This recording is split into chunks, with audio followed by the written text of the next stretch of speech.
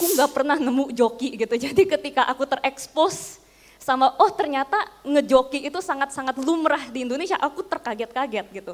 Nah tapi yang bikin aku terkaget-kaget bukan ada jokinya, tapi bagaimana anak-anak Indonesia nggak tahu bahwa joki itu curang. Dulu di Asia, negara maju itu ada 3 kalau orang dulu ya. Jadi pertama adalah Jepang, kedua Filipina, yang ketiga Iran. Nah, kita agak mungkin agak kaget karena ternyata ada Filipina di situ. Tapi look at Filipina now, look at Philippines now. Di bawah tanah kaya raya, di bawah laut, di atas tanah kaya raya, di atas tanah pertanian subur, orangnya bukan main yang disampaikan Chief Giring, kok belum makmur ya? Ada 2 negara yang menurut saya bisa menjadi acuan bagaimana sebuah pendidikan itu bisa membuat katalisator utama dalam memajukan sebuah bangsa. Saya sebut saja Korea Selatan dan China. Ya, Korea Selatan dan China keduanya pada tahun 60-an, 70-an hampir mirip dengan Indonesia pada saat itu.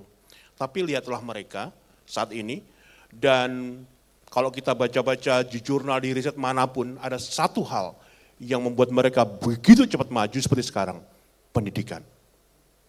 Ada juga negara tetangga Indonesia, nggak begitu jauh dari Indonesia, tahun 60-an, akhir 50-an, 60-an, awal 70-an adalah sebuah negara maju. Dulu di Asia, negara maju itu ada 3 kalau orang dulu ya. Jadi pertama adalah Jepang, kedua Filipina, yang ketiga Iran. Nah, kita agak mungkin agak kaget karena ternyata ada Filipina di situ. Tapi look at Filipina now, look at Philippines now. Saya sebut saja bahwa mereka sampai dengan saat ini masih dijuluki tagline mereka the sick man of Asia, orang sakit dari Asia, dan itu dulunya tahun 60 adalah negara maju. Orang-orang dulu, bapak-bapak kita dulu, dosen-dosen kita dulu, kalau belajar melanjutkan kuliah, itu mereka ke Filipina. Orang Singapura, orang Malaysia, dulu kalau berobat, itu mereka ke Manila. But look at them now. Salah satu hal yang mungkin lupa mereka bangun adalah di bidang pendidikan. And we don't want that. Makanya ini menjadi sebuah kehormatan karena pada acara Bangkit Fest ini, bidang pendidikan menjadi salah satu bidang yang kita angkat dan menjadi bidang pertama yang kita diskusikan. Saya tidak akan sendirian, saya akan ditemani 2 orang yang luar biasa. Yang pertama adalah beliau saat ini menjabat sebagai Direktur Beasiswa LPDP, Lembaga Pengelola Dana Pendidikan, yang mengelola dana abadi dan program beasiswa unggulan Indonesia. Sebelum memimpin LPDP, beliau adalah seorang dosen senior dan peneliti di Sekolah Bisnis dan Manajemen ITB, Institut Teknologi Bandung. Beliau dikenal sebagai ahli di bidang inovasi, kewirausahaan, dan strategi bisnis. Meraih gelar PhD dari Oregon State University Amerika Serikat, kepakaran beliau di dunia akademik dan bisnis kini difokuskan untuk memastikan LPDP berkontribusi nyata dan optimal dalam pembangunan sumber daya manusia terbaik bangsa Indonesia. Kita sambut, tepuk tangan yang meriah, Insinyur Dwi Larso, MSc, PhD. Monggo Pak.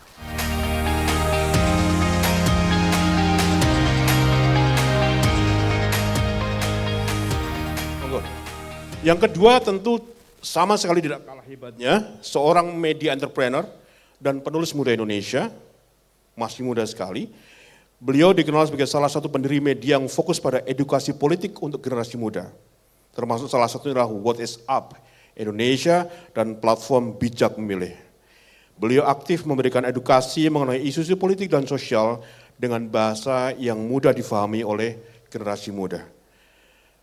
Beliau merupakan penulis buku dan secara rutin menulis tentang isu-isu domestik, menjadi narasumber tentang isu-isu domestik Indonesia di media-media internasional. Kita sambut dengan meriah Abigail Limuria.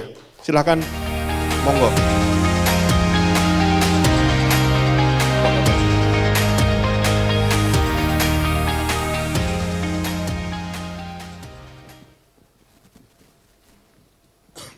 Terima kasih atas kedatangannya Mbak Abigail, Pak Dwi Larso. Ada satu hal yang tadi kita cermati Pak dan Mbak, jadi bidang pendidikan adalah salah satu yang rating optimismenya di bawah 6 Pak. Jadi cukup pesimis, 5,51. Jadi kalau ada 10 orang yang ditanya, itu hanya 5,51 orang yang optimis tentang pendidikan Indonesia. Nah, pertanyaan saya untuk dua orang sekaligus, menurut Bapak sebenarnya apa yang terjadi, menurut Bapak ya, perspektif Bapak, mengapa orang Indonesia masih pesimis terhadap pendidikan Indonesia? Hal yang sama juga saya tanyakan ke Mbak Agil. Monggo silakan Pak. Oh ya, oke, lady first. Oke. Selamat siang Bapak Ibu, teman-teman sekalian. Terima kasih banyak udah mau hadir, luar biasa ya ini padahal hari Senin tadi aku bilang jam 2 hari Senin, luar biasa.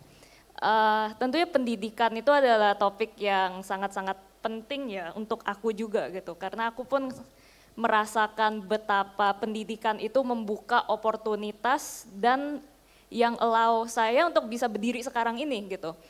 Aku ada baca juga surveinya tadi secara spesifik pesimismenya itu soal pemerataan ya. Jadi pemerataan pendidikan.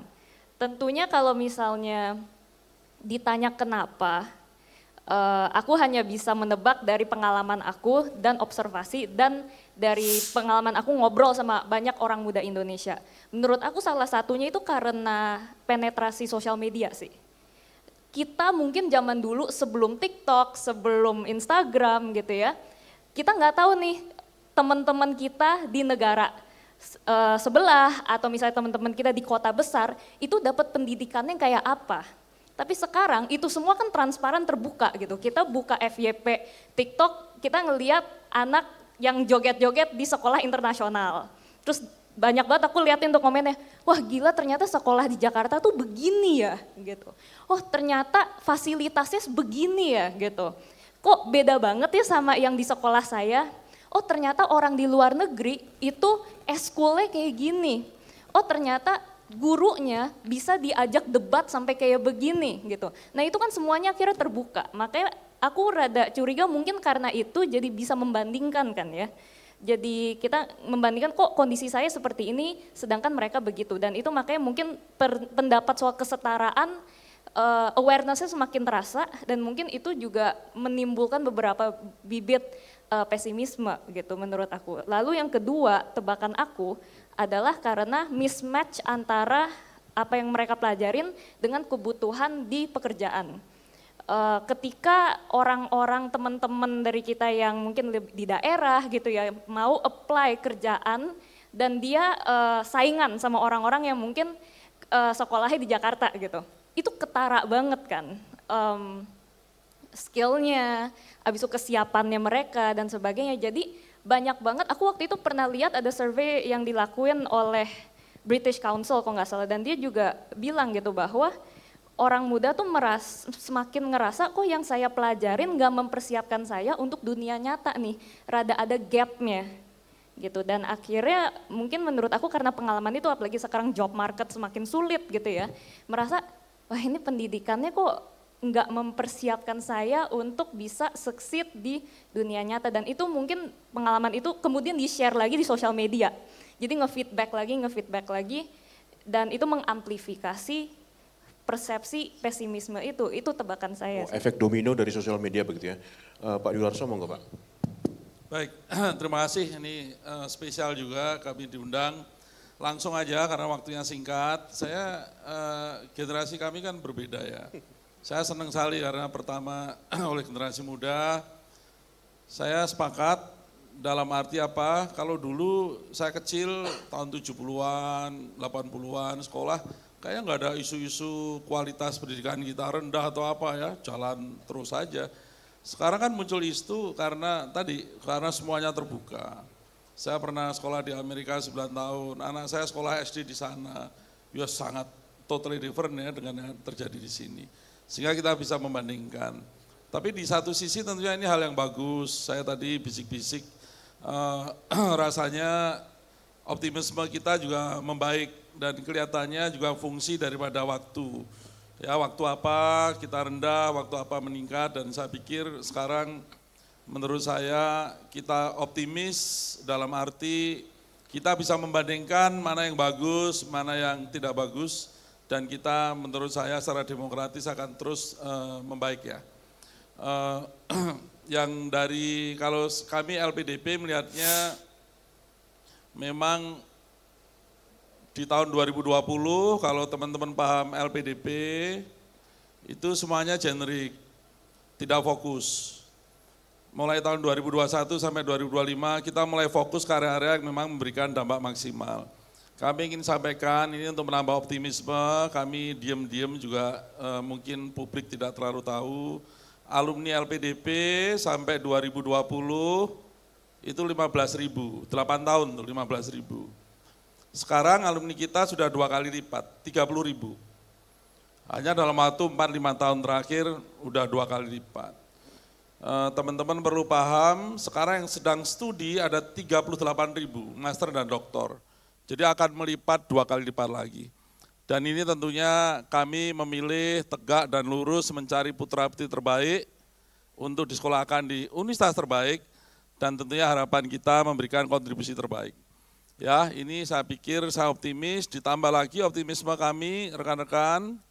Kalau kita paham kalau LPDP itu tentunya S2, S3 sampai tahun 2020, best of the best, crème de la crème.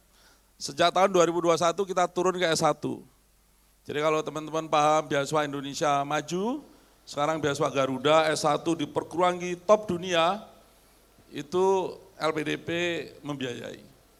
Mulai tahun ini teman-teman paham ada sekolah SMA Garuda, sekolah unggulan, kita masuk ke sana.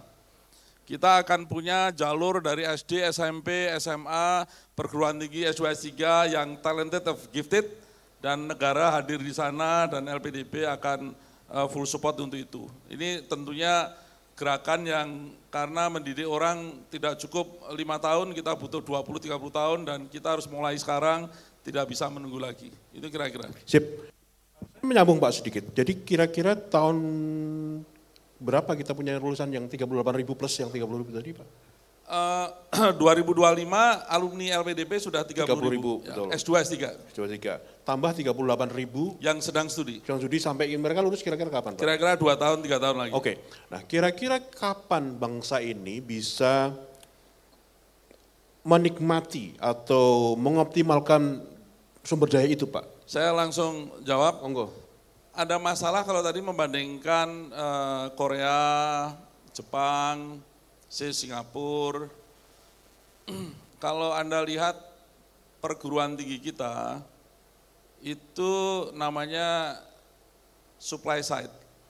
Supply side. Saya dosen, saya mengajar mahasiswa saya, ilmu-ilmu saya berikan ke mereka, faktanya pasarnya sudah berubah. Tidak nyambung. Nah, LPDP juga seperti itu. Kita mendidik orang untuk ahli di bidang tertentu, katakanlah faktanya employment-nya tidak ada. Gitu ya. Maka kalau negara-negara tadi disampaikan, menurut saya mereka menggabungkan antara supply dan demand. Maka itu kami sangat berharap tahun 2026 ini kita akan menjodohkan supply kita dengan demand. Kami dalam 3 minggu terakhir bicara dengan kawan-kawan dari sisi demand, industri, dengan Danantara kita ketemu 3 kali, kami tanya kira-kira butuhnya apa 3-4 tahun ke depan. Kami siap untuk mendidik putra terbaik yang memang akan memajukan bangsa ini dengan industri yang keren, termasuk industri kreatif. Jadi kami teman-teman betul-betul paham betul 2045 itu 20 tahun lagi, waktu yang sangat singkat. Jadi kalau bahasa LPDP kita gaspol remblong, kalau Anda lihat biasa LPDP itu serapannya selalu di atas 100%, serapan anggaran. Karena kita tidak bisa menunggu lagi dan kami senang sekali kalau bisa terkait dengan sektor real, private sector maupun industri, termasuk industri kreatif yang tadi bukan main kayanya. Kita kadang-kadang kalau dengan anak muda saya sampaikan, gile ya, di bawah tanah kaya raya, di bawah laut, di atas tanah kaya raya, di atas tanah pertanian subur, orangnya bukan main yang disampaikan Chief Giring, kok belum makmur ya? Apa yang salah? Nah saya pikir teman-teman udah mulai melihat salahnya di mana kan gitu kan, entah demokrasi, entah korupsi, entah keserakahan segala macam. Ya mari kita lawan itulah kira-kira gitu. Kira-kira 1 dekade ke depan kita sudah bisa melihat Indonesia berubah karena kita makin banyak lulusan LPDB gitu Pak ya. Saya melihat 3 hal, saya selalu sampaikan, pertumbuhan industri dengan industrialisasi, satu. Yang kedua employability, hati-hati ini bom waktu karena anak muda makin besar, sementara penciptaan lapangan kerja biasa-biasa saja. Yang ketiga tentunya kewirausahaan. Yang terakhir tambahannya karena tadi terkait adalah kesenjangan ya, antara Jawa dan luar Jawa katakanlah. Nah LPDP juga paham itu, maka kita memasukkan kota kabupaten sebanyak 127 kota kabupaten, semua yang berbatasan dengan negara lain kita masukkan daerah afirmasi. Ya Kak, saya akan pastikan tahun ini 127 kota kabupaten punya awardee LPDP minimal 1 orang. Ya, supaya kita bisa maju. Kira-kira gitu Mas. Siap, ya, siap. Bantu aja. Good answer Pak. Abigail, kalau melihat dari sisi perspektif Abigail sebagai anak muda, and of course beasiswa saja tidak cukup ya untuk menjembatani education gap, menjembatani ketidakseimbangan pendidikan itu. Kira-kira ada hal apa yang harus kita lakukan secara kolektif agar masalah-masalah seperti ini bisa kita carikan solusi di masa depan atau di ya jangka waktu yang tidak terlalu lama begitu? Menurut aku tuh ketika ngomong edukasi tentu mungkin aku masuk dari sisi yang berbeda ya. Menurut aku ketika kita ngomongin edukasi kebanyakan dari kita kan fokus terhadap beasiswa, habis itu kurikulum, guru, dan menurut aku of course itu penting banget. Tapi ada satu aspek juga yang menurut aku just as important, itu adalah kultur yang mengelilingi edukasi itu. Karena ketika kita belajar, kita mengemban pendidikan, itu kan nggak berhenti di sekolah aja atau di universitas. Tapi ketika kita pulang, itulah dimana confidence level kita dibangun, apakah apa yang kita pelajarin itu kita nemuin relevansinya atau enggak. Nah, dalam kultur ini juga menurut aku yang harus dibantu sama kita semua gitu. Aku waktu itu ada baca buku judulnya The Smartest Kids in the World and How They Got That Way. Jadi ulangi lagi. The smartest kids in the world and how they got away. Okay. How they got that way. How they got that way. Iya, jadi translationnya anak-anak paling pinter di dunia dan bagaimana mereka jadi seperti itu gitu. Nah itu dia pelajarin 3 negara yang waktu itu ya, skor PISA-nya paling tinggi gitu ya. Jadi kayak Finlandia, Korea Selatan, sama satu lagi aku rada lupa gitu. Nah lalu cara dipelajarinnya gimana? Jurnalis ini dia nge-tracking anak-anak ini nih yang exchange program ke Amerika. Gitu. Jadi ada perbedaan kultur kan yang mereka terasa lah. Terus anak-anak ini juga di track gitu, skornya, mereka hal-hal apa sih yang ada garis merahnya gitu, kenapa mereka bisa jadi pinter quote and quote. Sebenarnya kan Finland sama Korea Selatan apa segala tuh tipe kurikulum cara belajar itu beda total. Finland lebih bebas, ya anak-anaknya boleh main, boleh milih pelajarannya sendiri. Korea itu dicecer banget, dibilang pressure cooker, jadi beda total gitu. Tapi apa yang garis merahnya, salah satunya yang paling menentukan itu ketika anaknya pulang dari sekolah, anaknya ditanya nggak sama orang tuanya, kamu belajar apa tadi? Jelasin dong. Jadi ketika seorang anak itu diajak ngomong seperti orang dewasa katanya sama orang tuanya, dan anak itu disuruh jelasin dia belajar apa, itu yang bikin anaknya justru pinter. Bukan orang tua yang paling aktif di sekolah, bukan kurikulumnya seperti apa, kurikulum mah ngikutin kulturnya gitu, yang cocok sama kultur ya. Tapi ini orang tua ketika seorang anak, kulturnya itu mengencourage dia untuk belajar dan bilang, kamu diapresiasi loh ketika belajar. Aku ada ngelihat juga salah satu influencer di Indonesia ya, aku nggak mau sebut namanya, dia cewek, dia tuh di publik pura-pura bodoh. Lalu ada waktu itu ditanya, kamu kenapa sih pura-pura bodoh, kamu kan pintar gitu sebenarnya gitu kan. Terus dia bilang gini, ya abisnya kalau aku pintar siapa yang apresiasi? Orang tua aku aja nggak peduli kok, dia bilang gitu. Justru aku lebih diapresiasi kalau aku cantik. Justru kalau aku cantik, pura-pura bego, ngejokes, aku dapat duit banyak gitu. Nah itu kan artinya kultur itu tuh sangat penting untuk mengencourage edukasi. Nah satu contoh lagi kultur yang aku perhatiin, kultur joki di Indonesia. Mungkin beberapa dari teman-teman di sini pernah ngelihat video aku viral karena ngomongin isu joki yang waktu itu sempat rame gitu ya. Ya, nah itu jujur aku kan datang dari edukasi, aku jadi sedikit background, aku SD di sekolah swasta, abis itu aku SMP SMA di Indonesia juga tapi kurikulum IB jadi internasional, abis itu aku kuliah di luar negeri di Amerika Serikat gitu. Aku nggak pernah nemu joki gitu, jadi ketika aku terekspos sama ternyata ngejoki itu sangat-sangat lumrah di Indonesia, aku terkaget-kaget gitu. Nah tapi yang bikin aku terkaget-kaget bukan ada jokinya, tapi bagaimana anak-anak Indonesia nggak tahu bahwa joki itu curang. Mereka nanya, Kak emangnya kenapa, sama aja dong kayak saya bayar konsultan pajak buat ngerjain pajak saya gitu. Apa salahnya? Atau kakak kan kalau pas nikah hire IO kan Kak, itu sama aja kakak ngejoki. Itu Pak Jokowi emangnya dia yang bangun rel kereta? Enggak, itu Pak Jokowi ngejokiin rel keretanya. Wah saya pusing dong ya begitu. Orang Indonesia kalau ngeles pintar banget pokoknya. Beneran loh, dibilangin gitu dan mereka dengan bangganya membela penjokian ini gitu. Karena apa? Karena sudah jadi kultur. Ya, oke. Ya. Nah jadi menurut aku ini kultur sangat penting dan kultur ini adalah sesuatu yang dibentuk sama kita semua. Kita nggak harus nunggu jadi pejabat, nggak harus nunggu jadi orang terkenal hebat apa segala. Tapi kultur ini apa yang kita anggap lumrah sama apa yang kita anggap memalukan, apa yang kita anggap keren, apa yang we let slide gitu. Nah ini kita harus membangun bersama-sama kultur yang mengencourage meritokrasi dan edukasi. Oke, sip. Nah, mungkin Pak Dwilarso ada respon baru ya? Ya, saya agak bercanda sih. Saya pernah punya pengalaman, saya di Amerika juga. Betul tuh, kaget juga ya. Sana dibiarin nggak ada joki segala macam. Tapi kalau nemu joki ternyata orang Indonesia juga yang jadi joki. Yang nyuri-nyuri buku dari perpustakaan orang Indonesia juga, adalah kadang-kadang Malaysia gitu ya. Benar. Benar kan ya? Benar. Oh iya, makanya kalau ada waktu itu sih di beberapa universitas itu ya, kalau ada anak-anak Indonesia kalau lagi ujian Pak, ngumpul, itu profesornya ngeliatin.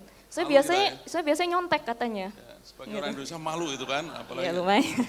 Ini menarik, saya kalau budaya sepakat lah ya. Tapi dalam arti begini, tadi kan disampaikan orang tuanya pinter gitu kan untuk menanyakan segala macam gitu ya. Mungkin ada aspek budaya. Rasanya kalau di Indonesia masih butuh waktu, tapi saya sepakat bahwa itu masalah yang harus segera kita didikkan ya, supaya budayanya bagus ya. Jadi tidak hanya di ruang kelas sih sebenarnya, di ruang kelas saja kita masih punya banyak masalah ya. Artinya gurunya, saya kadang-kadang di Cina itu guru itu kayak ada pabrik guru Mbak. Jadi mereka dididik how to-nya segala macam. Jadi kalau ada sekolah butuh guru 100, dari pabrik itu pesan 100. Ada 3 yang jelek, dibalikin tuh, diganti yang baru. Tapi memang karena Cina kan semuanya terpimpin ya, terstruktur begitu ya. Tapi kualitasnya bukan main, ya sama seragam dari ujung ke ujung. Itu menurut saya keren, tapi saya nggak akan menyerah Mbak untuk budaya kan ya, kan padahal budaya kita kan baik ya, harusnya. Nah, baik, semuanya baik Pak. Tadi kata Kan Pak Soen gitu. kan? Iya. Nanti jiwit sama. Nah, ada satu kata yang menurut saya menarik ya, di luar kelas, ya outside the class. Kenapa misalnya kita tidak menciptakan sebuah edukasi massal as massive as possible lewat sosial media? Karena anak saya ya, itu sekarang SMP kelas 1. Dia pulang sekolah tuh bukan salaman sama bapak ibunya, dia langsung masuk kamar tuh. Apa yang dia bukan? Scrolling. Misalnya kita membuat konten-konten pendidikan sebanyak mungkin dengan trending dengan menggunakan musik. Kenapa kita melakukan itu? Apakah itu menurut Mbak Abigail, Pak Dwilarso bisa somehow menjembatani gap tersebut? Kalau aku pribadi emang itu sih yang aku coba lakuin sekarang. Makanya mungkin contoh paling recent itu Januari ini aku ngerilis buku judulnya Makanya Mikir. Isi bukunya nggak segalak itu kok. Itu makanya mikir atau makannya mikir? Makanya mikir. Makanya mikir. Iya, Oh, jadi emang itu teknik marketing sebenarnya Oke, supaya oke. orang ngelihat itu, wih apa nih saya kayak Oh, iya, dimarahin sama buku ya gitu kan. Padahal itu sebenarnya sebuah refleksi yang dimana aku sering ngomong itu sendiri ke diri aku ketika ngelakuin kebodohan-kebodohan. Nah aku sama sahabat aku Kania Cita, kita nulis buku itu, isinya adalah framework atau mental model bagaimana berpikir lebih kritis, logis, dan terstruktur. Jadi sebenarnya isinya sangat-sangat membosankan ya, tentang logika, tentang cost benefit analysis, tentang objective oriented principle, bias-bias pemikiran dan sebagainya. Tapi kita kemas menjadi menarik. Waktu itu Januari kita bikin book launch yang sengaja kita bikin celebration of critical thinking, kita bikin book launch lumayan besar sampai orang-orang bilang yakin deh book launch-nya pengen segede itu gitu. Saya book launch biasanya tuh kalau kita undang 50-100 orang aja tuh udah dianggap gede gitu.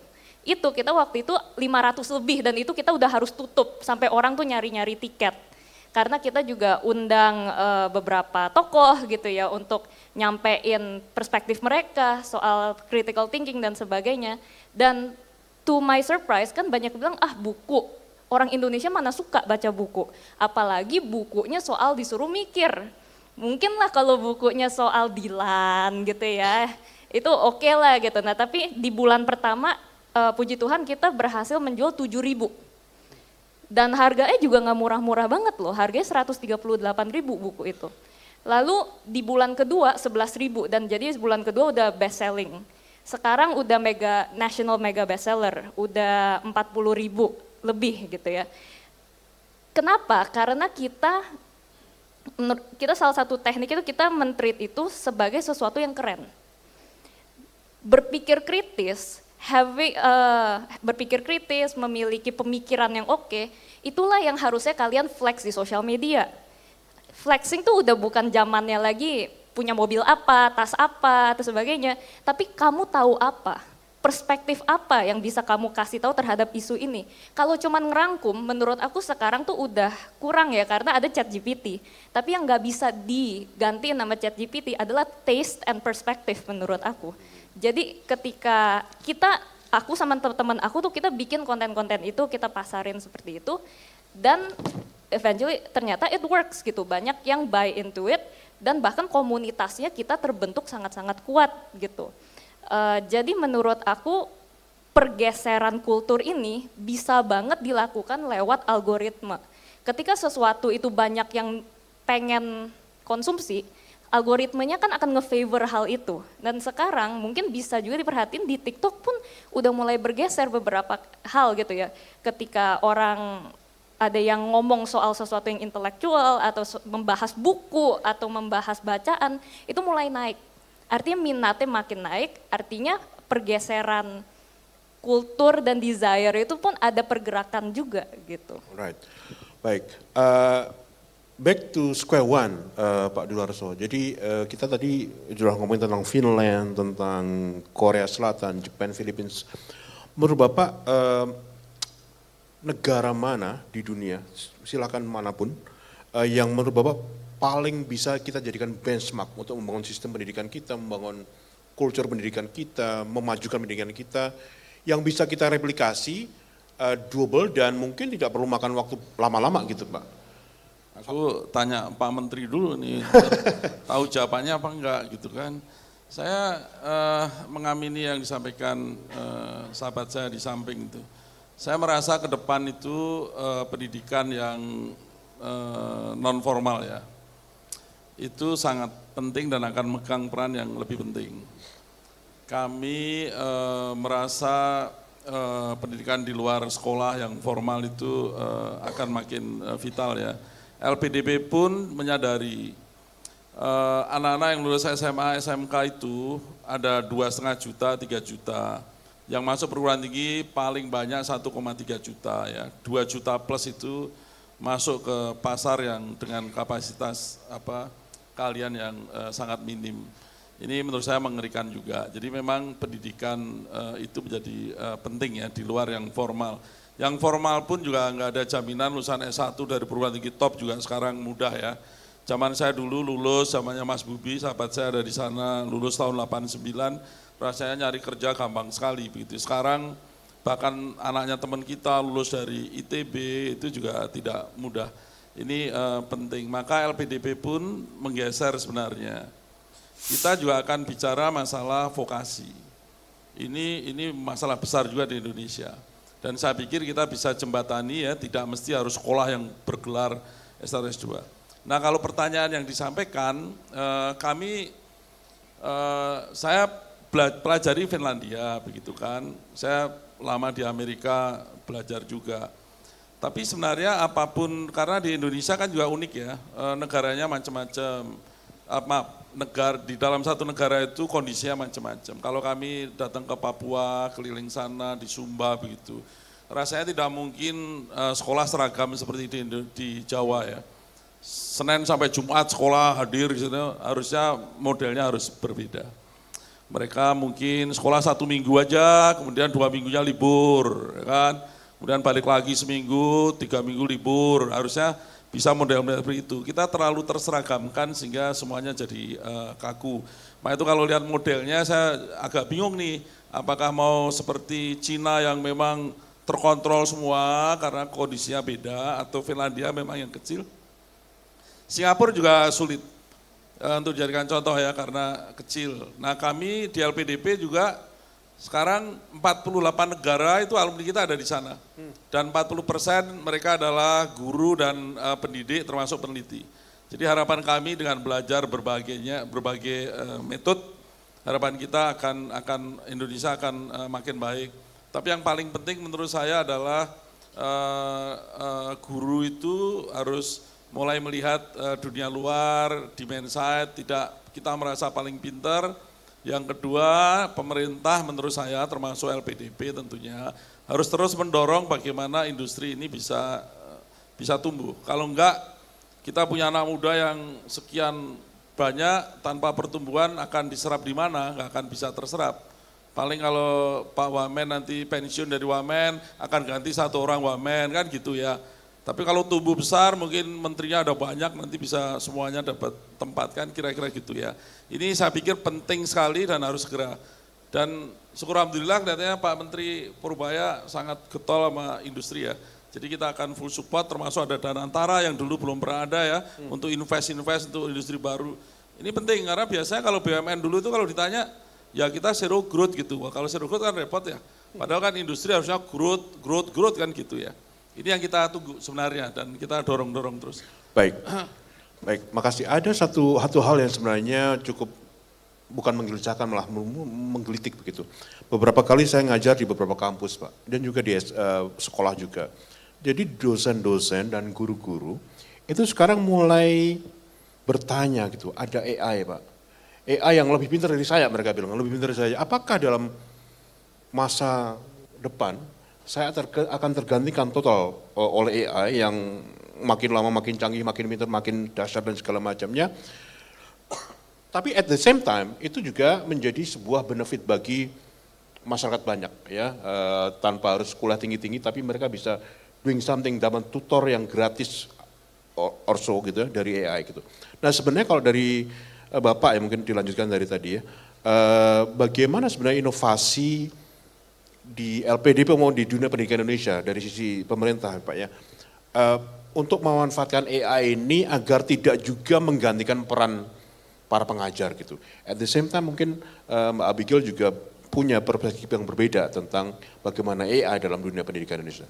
Bapak dulu. Dari pemerintah semangat AI ini sangat tinggi ya, termasuk di dalam 8 industri strategis ya, digital tuh AI selalu menjadi wacana utama begitu kan.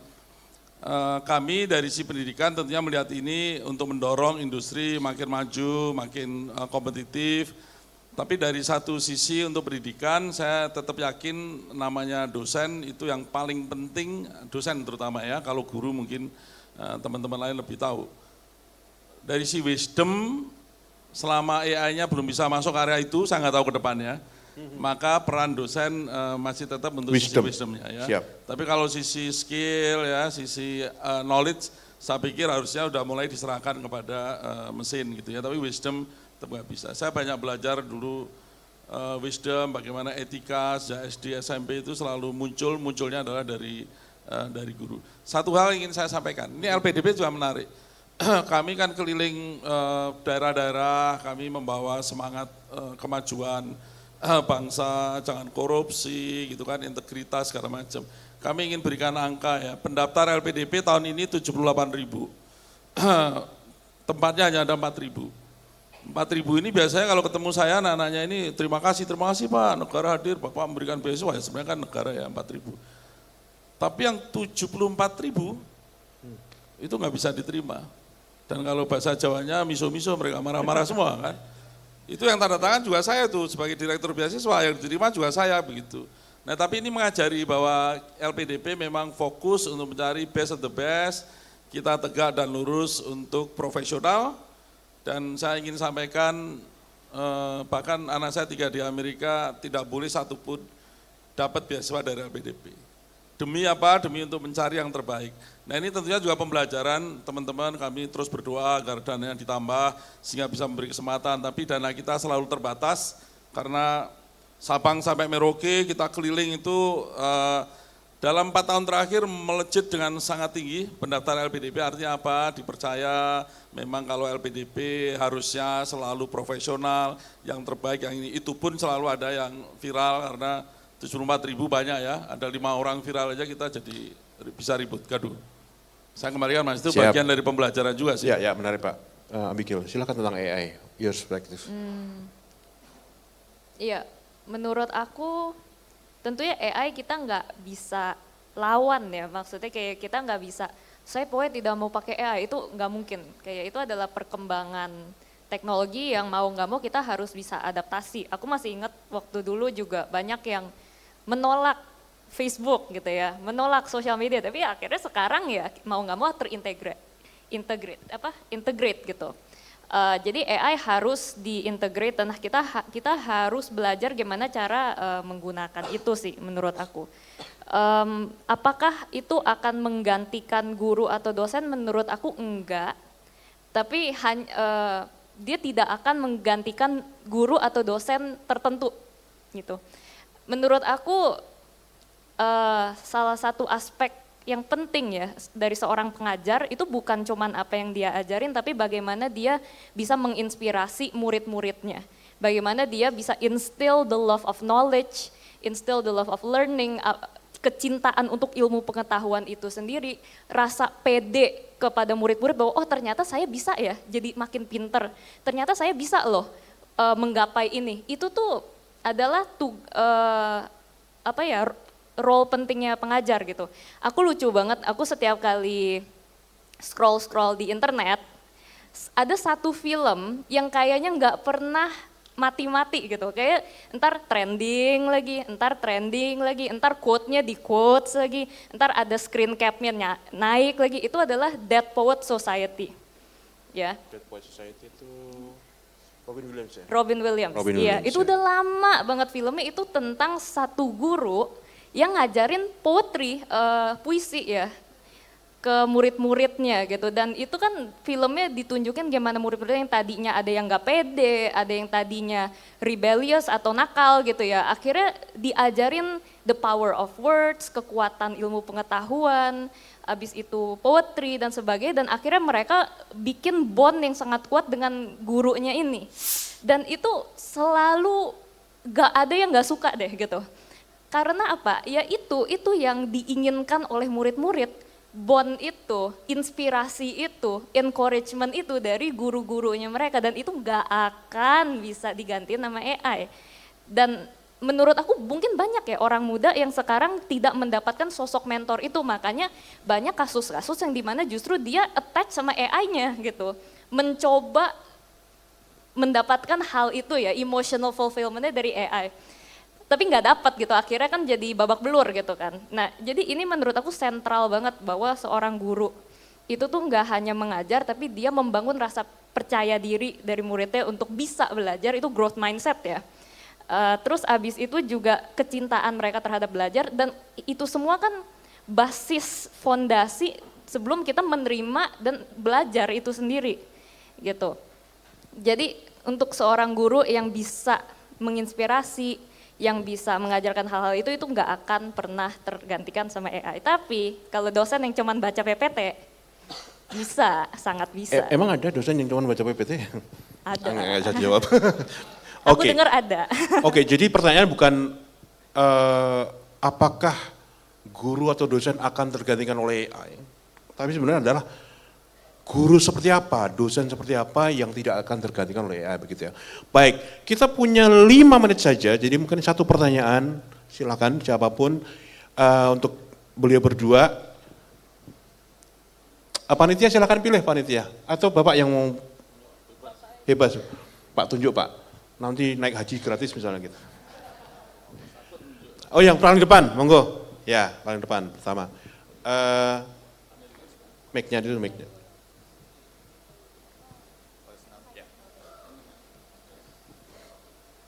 Singkat, Ya, tujukan untuk keduanya. Ya. saya Yoris dari OMG. Tadi seneng banget ya ngomongin bahwa pendidikan di Korea dan Finland tuh beda banget caranya, tapi hasilnya sama-sama bagus. Dan tadi Pak Dwi bingung gitu ya, maksudnya ini kita ngikut yang mana. Kalau menurut saya, ini sekalian diskusi nanya kedua panelis, kalau saya nggak salah tuh dulu Ki Hajar Dewantoro pernah menuliskan buku Taman Siswa. Jadi kalau dari saya mungkin melempar pertanyaan, kayaknya kalau ngikut budaya Indonesia, kayaknya lebih ke Finland sih. Tapi nggak tahu dari Abigail maupun dari Pak Dwi, kira-kira larinya kemana? Pertanyaan menarik banget loh. Monggo panjangan dulu atau? Ya silakan Pak. Ya ini taman siswa kan memang dasarnya kebajikan ya. Jadi kebebasan juga kan, keterbukaan, kemerdekaan gitu kan. Jadi memang ini arahnya barat terutama Finland begitu kan. Tapi kan kita harus menyadari juga ya, Indonesia kan lebih luas daripada Ki Hajar Dewantara gitu kan, kira-kira gitu kan, apa yang ada di timur, ada di barat, segala macam. Ini yang saya pikirkan, menurut saya Indonesia harus kreatif, bahwa Ki Hajar Dewantara itu mungkin memang core-nya begitu kan, tapi harus ada metode-metode lain. Bahkan saya sampai belajar dari Afrika, sekolah-sekolah di Afrika itu modelnya menurut saya cocok ya, yang bagus di Afrika ya tentunya. Cocok dengan daerah-daerah yang memang penduduknya sangat sedikit di suatu daerah.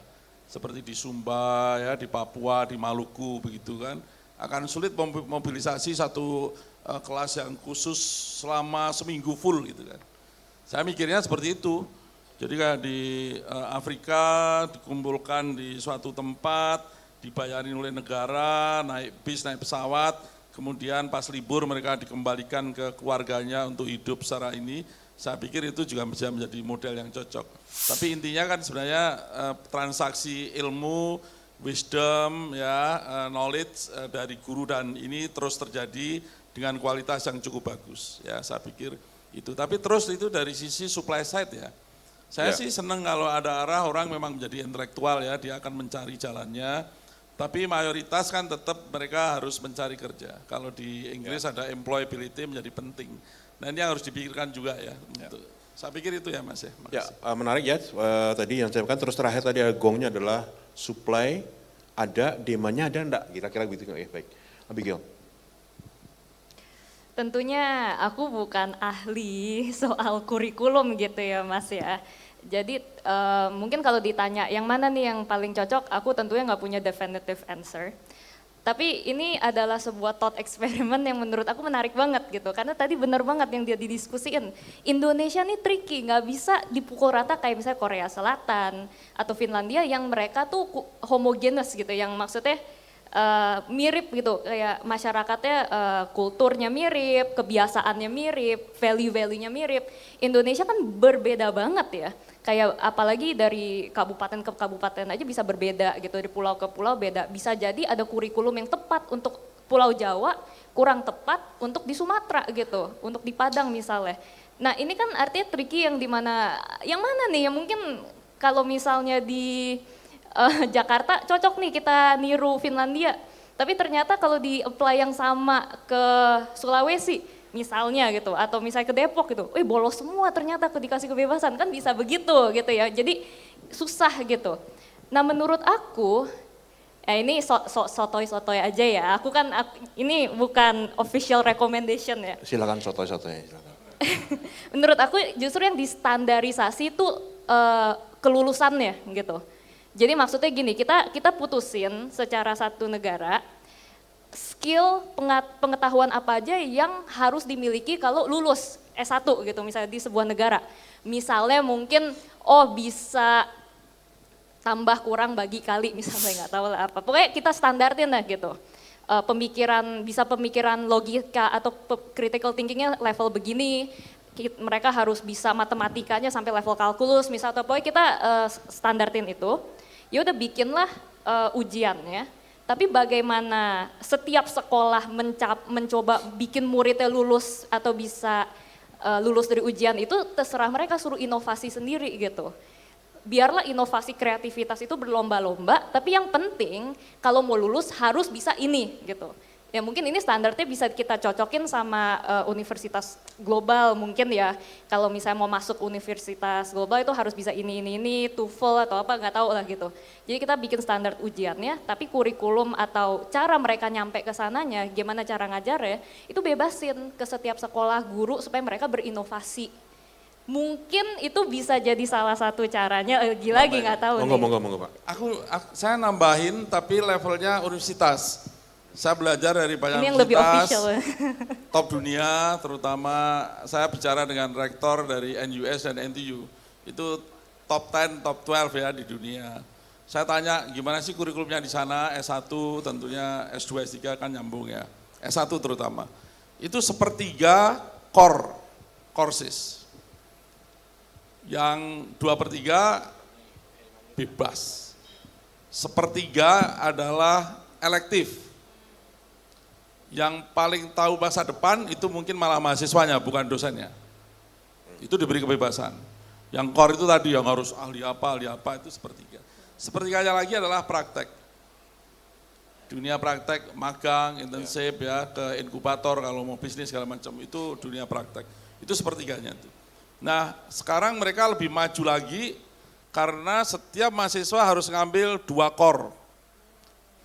Dalam arti begini, kalau saya teknik industri, saya bisa ngambil teknik elektro, major yang kedua.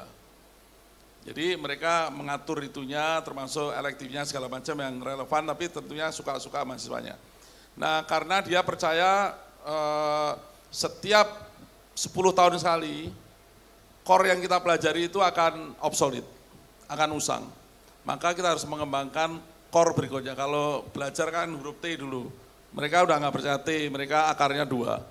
Nanti kalau udah lulus, mereka setiap 10 tahun harus update 1 akar lagi. Jadi kalau kita hidup katakanlah 70 tahun, konon kabarnya, kamu harus bisa mengembangkan 7T, itu lifelong learner.